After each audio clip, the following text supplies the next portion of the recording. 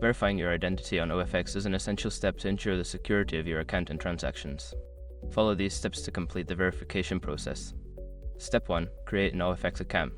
Visit the OFX website and sign up for an account by providing your email address and creating a password. Make sure to follow any prompts to complete the registration process. Step 2. Provide personal information. Before starting recovery, use the sroc.com link in the description to open the account recovery checklist generator and make sure your verification details are ready.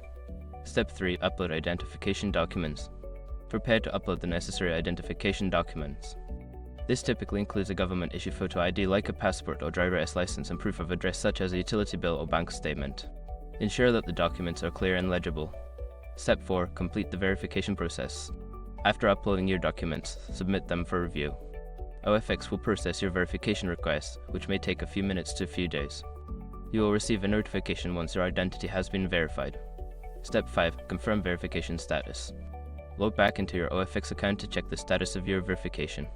If approved, you will be able to use your account for transactions. If there are any issues, follow the instructions provided to resolve them.